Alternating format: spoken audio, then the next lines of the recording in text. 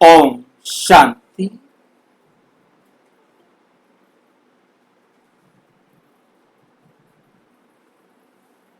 ब्रह्मा कुमारी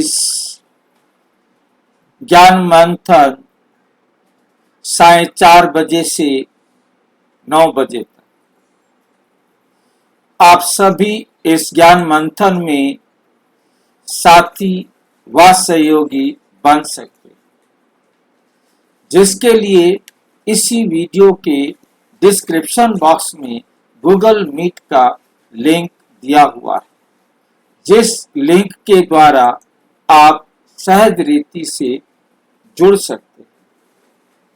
यदि आपको लिंक ढूंढने में दिक्कत आ रही है तो आप इसी वीडियो में नीचे चलती हुई लाइन में व्हाट्सएप नंबर देख रहे हैं, उस पर मैसेज करके लिंक पुनः मंगा सकते हैं, प्रश्न पूछ सकते हैं और आपका कोई सुझाव है तो सुझाव भी दे सकते हैं। और उसके साथ आपको वेबसाइट भी दिखाई दे रही है, उस पर आप जुड़ सकते हैं। वहां से आप सारी सुविधाएं सहज रीति से प्राप्त कर सकते हैं। आप किसी भी ब्राउजर में ब्रह्मा कुमारीज bkoomshanti.com लिखेंगे, आप देख रहे हैं मोटा मोटा लिखा हुआ है ब्रह्मा कुमारीज bkoomshanti। ठीक इसी प्रकार बिना किसी गैप के छोटे अक्षरों में लिखना है, इसके साथ लिखना है .com। तो ये आपके सामने खुलकर आ जाएगा ब्रह्मा कुमारीज का home, welcome to the home of godly knowledge. और वहां आपको मिलेगा परमपिता परमात्मा से पढ़ने का जन्म सिद्ध अधिकार। अब इस पर आपकी मर्जी है, आप कहाँ जाना चाहते हैं। YouTube लाइव जाना चाहते हैं तो यहाँ पर क्लिक कीजिए, मुरली आप पढ़ना चाहते हैं तो यहाँ क्लिक कीजिए, और लाइव मुरली मंथन चाहिए, गूगल मीट पर जुड़ना चाहते हैं तो यहाँ क्लिक कीजिए, और प्रश्न पत्र प्राप्त करना चाहते हैं तो यहाँ पर क्लिक कर लो। तो यहाँ पर आपके सामने मुरली का प्रश्न पत्र खुलकर आता है, जिसके द्वारा मुरली का रिवीजन आप कर सकते हैं और तुरंत आपको आपके मूल्यांकन मिलता है कि आपने कितना अच्छी तरह से पेपर किया। 100 नंबर लिए, क्योंकि 5 नंबर का एक प्रश्न है। जितने प्रश्नों के उत्तर आप देंगे उसका आपको सर्टिफिकेट भी दिखाई देगा। इसके साथ हमारे पास आ जाता है, ये YouTube लाइव का है। एक ही क्लिक में आप YouTube लाइव पर जुड़ जाते हैं। यहाँ आप क्लिक करेंगे तो आपको YouTube पर लाइव पर जुड़ जाएंगे। जो अव्यक्त मुरली हम कर रहे हैं वही आपको दिखाई दे रही है। और इसके साथ आप यदि लाइव जुड़ना चाहते हैं गूगल मीट पर तो यहाँ पर एक ही क्लिक करेंगे, रेडी टू ज्वाइन। अब आप क्लिक करेंगे तो ज्वाइन हो जाएंगे। इसी प्रकार से हमारी ये प्लेलिस्ट हैं जिनमें आप सभी वीडियोस को देख सकते हैं, और वीडियोस के नीचे उसके अंदर क्या बताया गया है वो एक चैप्टर के रूप में, पाठ के रूप में नीचे लिखा हुआ पढ़ सकते हैं। और अपना कोई भी वेबसाइट, अपना जो ब्रह्मा बाबा का, अपना ब्रह्मा कुमारीज के सेवा केंद्र है, उनको आप ढूंढना चाहते हैं तो आप इसके द्वारा बहुत सहज रीति से ढूंढ सकते हैं। आप इसमें क्लिक करेंगे नियर मी, तो आपके नज़दीक जितने भी सेवा केंद्र हैं उन सब की, आप जहाँ खड़े हो वहाँ से वो दूरी बताएगा, वहाँ का फ़ोन नंबर से कॉल करने के लिए बताएगा, और डायरेक्शन भी देगा कि कैसे आप वहाँ पहुँच सकते हैं। जैसे मैंने डायरेक्शन पर क्लिक किया तो मुझे वहाँ का ये गूगल मैप भी उसने खोल कर दे दिया, और जिससे जो है ना हम आसानी से वहाँ पहुँच सकते हैं। जिस भी सेवा केंद्र को देखना चाहें, जहाँ जाना चाहें, किसी से हमें रास्ता पूछने की ज़रूरत नहीं, किसी से भी रास्ता पूछने की जरूरत नहीं। अच्छा, आज की अव्यक्त मुरली जो बाबा ने 9 जून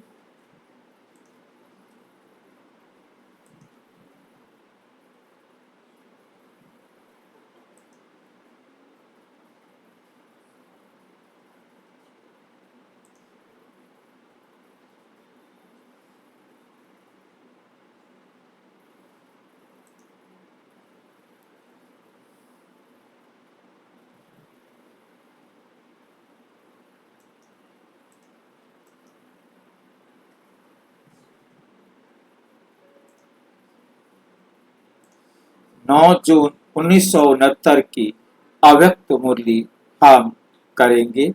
आज की मुरली का विषय है सुस्ती का मीठा रूप आलस। सुस्ती का मीठा रूप है आलस्य।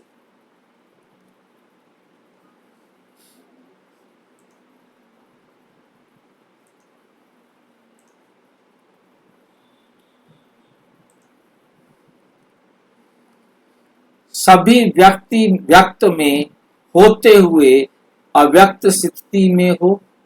आते ही बाबा 1969 और 70 की मुरलियों में हमें अव्यक्त होने के लिए बहुत प्रेरणा दी। आज आते ही आप देख रहे हैं, बाबा कह रहे हैं सभी व्यक्त में होते अव्यक्त स्थिति में हो, रहे भल शरीर में रहे हो। क्या आप अशरीरी अवस्था में हो?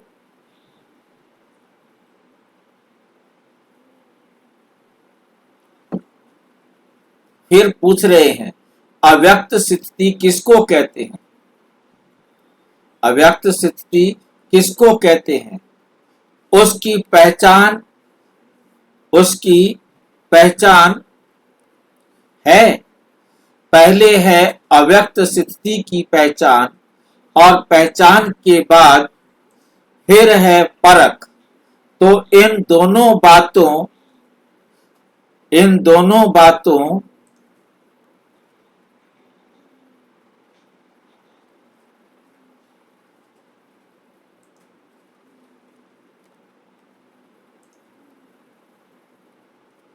का ज्ञान है।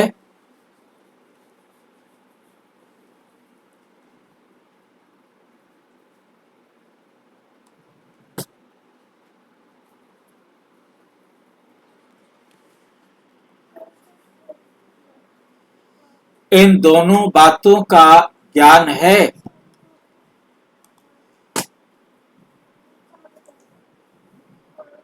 कौन सी दो बातें हैं?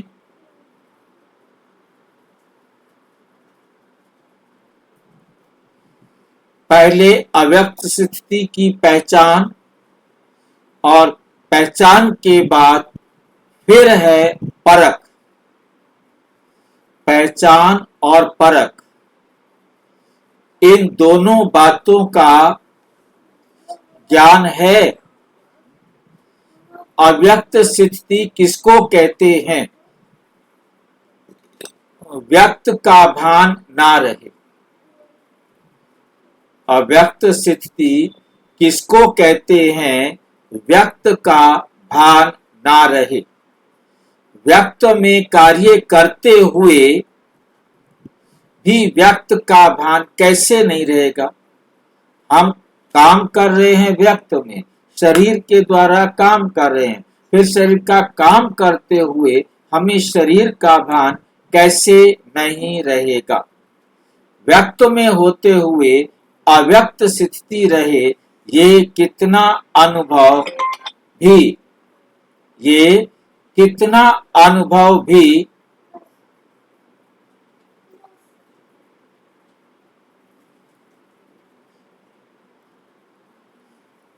व्यक्त का भान कैसे नहीं रहेगा? व्यक्त का भान कैसे नहीं रहेगा? व्यक्त में होते हुए अव्यक्त स्थिति रहे। अभी तक कोई बात समझ में आई है? आत्मिक स्थिति में रह के काम करना है। आत्मिक स्थिति में रहकर काम करना है।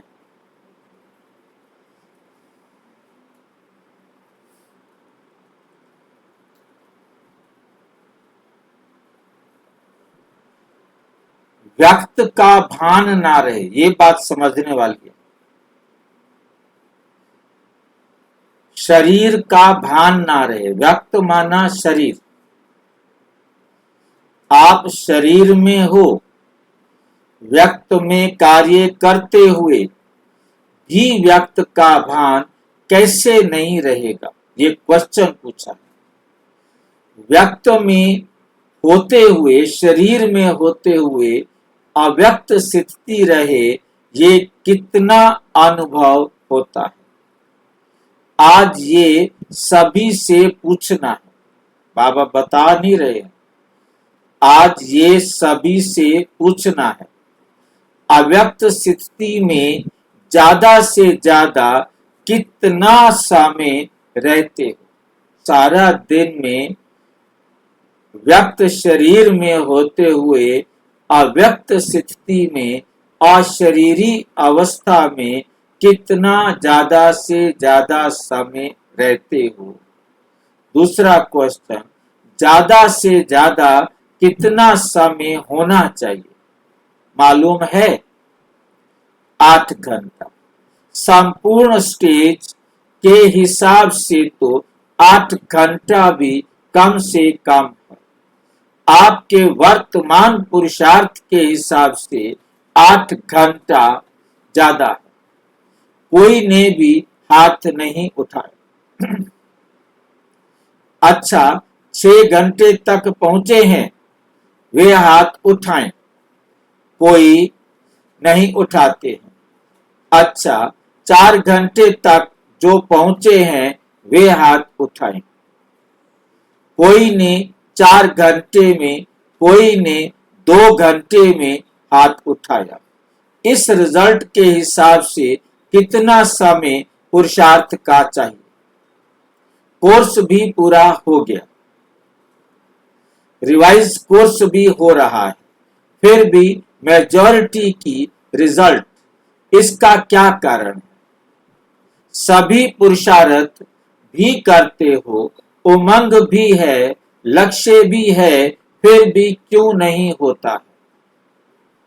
अटेंशन कम है। क्यों नहीं होता? क्योंकि हमने अभी तक अटेंशन नहीं दिया। उमंग भी है, चाहते भी हैं, लक्ष्य भी है, फिर क्यों नहीं होता? क्योंकि हमारा अटेंशन कम। किस बात का अटेंशन कम है? ये तो अटेंशन रखते हैं कि लायक बने, नजदीक आए, फिर भी मुख्य कौन सा अटेंशन कम है, जिस कारण अव्यक्त स्थिति कम रहती, जिसके कारण क्या होता है?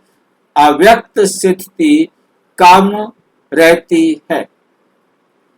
सभी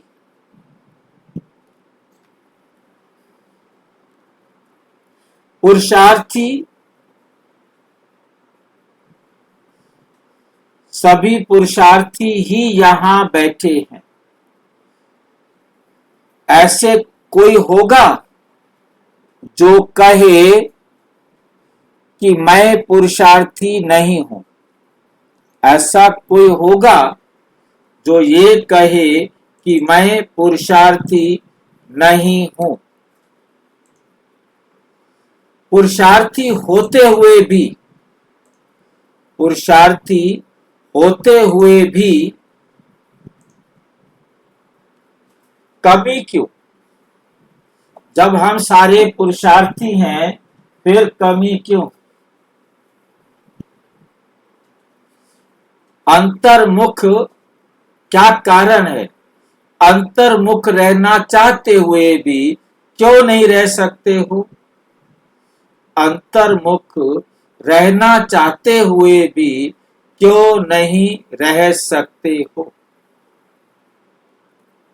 बाहर मुखता में भी क्यों आ जाते हो। ज्ञानी तू आत्मा भी तो सभी बने हैं। ज्ञानी तू आत्मा समझदार बनते हुए फिर बेसमझ क्यों बन जाते हो। अब समझ तो मिली है, समझ का कोर्स भी पूरा हो चुका है। कोर्स पूरा हो गया, समझदार बन ही गए, फिर भी बेसमझ क्यों बनते हो। फिर भी बेसमझ क्यों बनते हो। मुख्य कारण ये देखा जाता है कोई कोई में अलबेलापन आ गया। किसी किसी में क्या हुआ है, अलबेलापन आ गया है। जिसको सुस्ती कहते, जिसको सुस्ती कहते हैं। सुस्ती का मीठा रूप है आलस्य। आलस्य भी कई प्रकार का होता है, तो मेजॉरिटी में किसी ना किसी रूप में आलस्य और अलबेलापन आ गया है। इच्छा भी है, पुरुषार्थ भी है, लेकिन अलबेलापन होने कारण जिस तरह से पुरुषार्थ करना चाहिए वे नहीं कर पाते। बुद्धि में ज्यादा ज्ञान आ जाता है, बुद्धि में ज्यादा ज्ञान आ जाता है, तो उससे फिर ज्यादा अलबेलापन हो जाता है। जो अपने को कम समझदार समझते हैं वे फिर भी तीव्र पुरुषार्थ कर रहे हैं, लेकिन जो अपने को ज्यादा समझदार समझते हैं वे ज्यादा से ज्यादा अलबेलापन में आ गए। जैसे पहले पहले पुरुषार्थ की तड़पन थी, ऐसा बनकर दिखाएंगे, ये करके दिखाएंगे। अभी वे तड़पन खत्म हो गई है, तृप्ति हो गई है, अपने आप से तृप्त हो गए हैं। ज्ञान तो समझ लिया, सर्विस तो कर ही रहे हैं, चल ही रहे हैं। ये तृप्त आत्मा इस रूप से नहीं बनना, पुरुषार्थ में तड़प होनी चाहिए। जैसे बांधेलियां तड़पती हैं तो पुरुषार्थ भी तीव्र करती है, और जो बांधेली नहीं वे तृप्त होती है तो अलबेले हो जाते हैं। ऐसी रिजल्ट मेजॉरिटी पुरुषार्थियों की देखने में आती है। हमेशा समझो कि हम नंबर 1 पुरुषार्थी बन रहे हैं, बन नहीं गए हैं। तीनों कालों का ज्ञान बुद्धि में आने से अपने को ज्यादा समझदार समझते हैं, अपने को ज्यादा समझदार समझते हैं। पहले भी सुनाया था ना, जहां बालक बनना चाहिए वहां मालिक बन जाते हो, जहां मालिक बनना चाहिए वहां बालक बन जाते हो। तो अभी बच्चे रूप का मीठा मीठा पुरुषार्थ तो कर रहे हो, अभी बच्चे रूप का मीठा मीठा पुरुषार्थ तो कर रहे हो। राज्य के अधिकारी तो बन गए, राज्य के अधिकारी तो बन गए, तिलक भी आ गया, लेकिन ये ढीला और मीठा पुरुषार्थ अभी नहीं चल सके। ढीला और मीठा पुरुषार्थ नहीं चल सकेगा। जितना पुरुषार्थ जितना शक्ति रूप में स्थित होंगे, जितना शक्ति रूप में स्थित होंगे तो पुरुषार्थ भी शक्तिशाली होगा। तो पुरुषार्थ भी कैसा होगा? शक्तिशाली होगा। अभी पुरुषार्थ शक्तिशाली नहीं है, ढीला ढाला है। पुरुषार्थी तो सभी हैं, लेकिन पुरुषार्थ शक्तिशाली जो होना चाहिए वह शक्ति पुरुषार्थ में नहीं भरी है। सवेरे उठते ही पुरुषार्थ में शक्ति भरने की कोई ना कोई पॉइंट सामने रखो। अमृत वेले जैसे रूह रूहान करते हो, वैसे ही अपने पुरुषार्थ को शक्तिशाली बनाने के लिए भी कोई ना कोई पॉइंट विशेष रूप से बुद्धि में याद रखो। अभी विशेष पुरुषार्थ करने की आवश्यकता है। साधारण पुरुषार्थ करने के दिन अभी बीत रहे हैं। जैसे विशेष फंक्शन आदि के प्रोग्राम रखते हो ना, वैसे अब यही समझना है कि समय थोड़ा है, उसमें विशेष पुरुषार्थ का प्रोग्राम रखना है। ये विशेष पुरुषार्थ करने का लक्ष्य रख आगे बढ़ना है। अगर ऐसी ढीली रिजल्ट में रहेंगे तो जो आने वाली परीक्षाएं हैं उनकी रिजल्ट क्या रहेगी? परीक्षाएं कड़ी आने वाली है, उसका सामना करने के लिए पुरुषार्थ भी कड़ा चाहिए। अगर पुरुषार्थ साधारण, परीक्षा कड़ी, तो रिजल्ट क्या होगी? अगर पुरुषार्थ साधारण, परीक्षा कड़ी, तो रिजल्ट क्या होगी? अच्छा, आज तो गोपों से मुलाकात करते हैं, अपने पुरुषार्थ में संतुष्ट हो, चल तो रहे हो, लेकिन कितनी परसेंटेज में जो समझते हैं हम 75% श्रीमत पर चल रहे हैं, वो हाथ उठाए। वे हाथ उठाए। कईयों ने हाथ उठाया। अच्छा, मुख्य श्रीमत क्या है? मुख्य श्रीमत यही है कि ज्यादा से ज्यादा समय याद की यात्रा में रहना, क्योंकि इस याद की यात्रा से ही पवित्रता, दैवी गुण और सर्विस की सफलता भी होगी।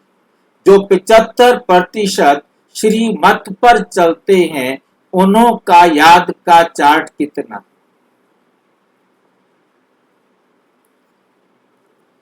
याद का चार्ट भी 75% होना चाहिए।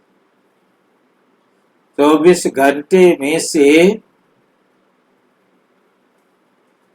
18 घंटे याद का चार्ट होना चाहिए।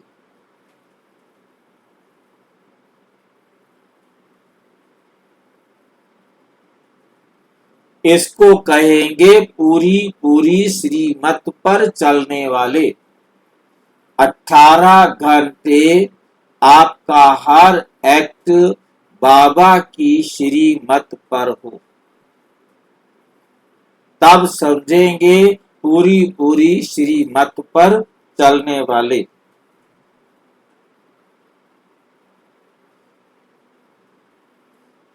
ये जुल्म है या हमारे ऊपर रहम है? ये बाबा का हमारे ऊपर जुल्म है या हमारे ऊपर रहम है?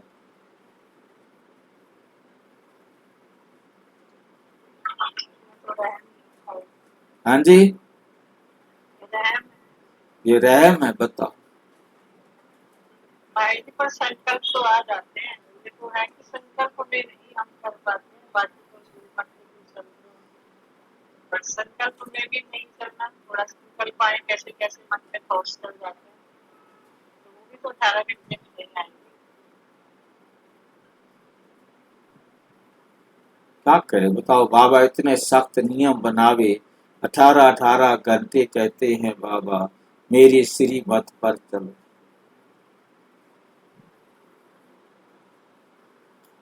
बैठकर समझाना।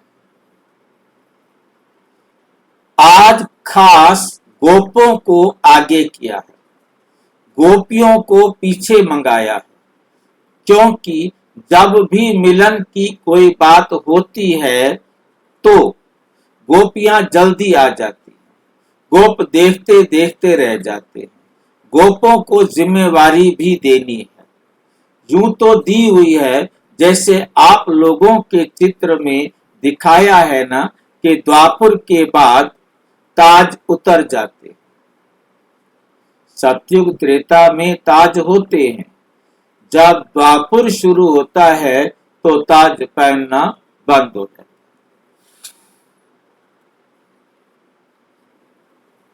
तो ये जिम्मेवारी का ताज भी दिया हुआ है, तो है दिया हुआ तो है, लेकिन कभी कभी जानबूझकर भी उतार देते और माया भी उतार देती है। सतयुग में तो ताज इतना हल्का होता है जो मालूम भी नहीं पड़ता कि कुछ बोझ सिर पर है। सतयुग की सीनरियां सामने आती हैं कि नहीं? सतयुग के नजारे स्वयं ही सामने आते हैं या लाते हो? जितना जितना आगे बढ़ेंगे तो ना चाहते हुए भी सतयुगी नजारे स्वयं ही सामने आएंगे, लाने की भी जरूरत नहीं। जितना जितना नजदीक होते जाएंगे उतना उतना नजारे भी नजदीक होते जाएंगे। सतयुग में चलना है और खेल पाल करना है, ये तो निश्चित है ही। आज जो भी सभी बैठे हैं उनमें से कौन समझता है कि हम श्री कृष्ण के साथ पहले जन्म में आएंगे, उनके फैमिली में आएंगे, वह सखी सखा बनेंगे, वह तो स्कूल के साथी बनेंगे। जो समझते हैं तीनों में से कोई ना कोई जरूर बनेंगे, ऐसे निश्चय बुद्धि कौन है? सभी ने हाथ उठाया। नजदीक आने वालों की संगम युग में निशानी क्या होगी? यहाँ कौन अपने को नजदीक समझते हैं? यज्ञ सर्विस व जो बाप दादा का कार्य है उसमें भी नजदीक होगा, वही वहां खेल पाल आदि में नजदीक होंगे। यज्ञ की जिम्मेवारी व बाप दादा के कार्य की जिम्मेवारी के नजदीक जितना जितना होंगे उतना वहां भी नजदीक होंगे। नजदीक होने की परख कैसे होगी? हर एक को अपने आप से पूछना चाहिए।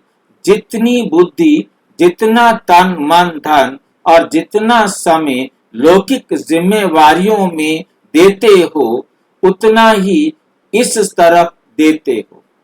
इस तरफ ज्यादा देना चाहिए। अगर ज्यादा नहीं तो उसका वजन एक जैसा है। अगर दोनों तरफ का एक जितना है तो भी नजदीक गिना जाएगा। इस हिसाब से अपने को परखना है। अभी तक रिजल्ट में लौकिक जिम्मेवारियों का बोझ ज्यादा देखने में आता है। खास मुख्य गोपों को ये बातें जरूर ध्यान में रखनी चाहिए कि आज का दिन जो बीता कितना समय लौकिक जिम्मेवारी तरफ दिया और कितना समय अलौकिक या पारलौकिक जिम्मेवारी तरफ दिया। कितने मददगार बने, ये चेकिंग करते रहेंगे तो पता पड़ेगा कौन सा तरफ खाली है। सभी प्रकार की परिस्थितियों में रहते हुए भी कम से कम दोनों तरफ एक जितना जरूर होना चाहिए, कम नहीं। उस तरफ कम हुआ तो हर्जा नहीं, इस तरफ कम नहीं होना चाहिए, तो फिर लौकिक जिम्मेवारी के कमी को भी ठीक कर सकेंगे। परमार्थ से व्यवहार भी सिद्ध हो जाता है। कोई कोई कहते हैं पहले व्यवहार को ठीक कर परमार्थ में लेंगे, ये ठीक नहीं है। तो ये खास ध्यान रखना है। खास गोपों में बाप दादा की उम्मीद है जो गोप ही पूरा कर सकते हैं, गोपियों से नहीं, गोपियों से नहीं हो सकती। ये कौन सी उम्मीद है? पांडवों का मुख्य कार्य यही है। जो कई प्रकार के लोग और कई प्रकार की परीक्षाएं समय प्रति समय आने वाली भी हैं और आती भी रहती हैं, तो परीक्षा और लोगों की परख ये विशेष गोपों का काम है। क्योंकि पांडवों को शक्तियों की रखवाली करने का मुख्य कार्य है। शक्तियों का काम है तीर लगाना, लेकिन हर प्रकार की परीक्षा और लोगों को परखना और शक्तियों की रखवाली करना पांडवों का काम है। इतनी जिम्मेवारी उठा सकते हो कि शक्तियों के रखवाली की आपको आवश्यकता है। कहां कहां देखने में आता है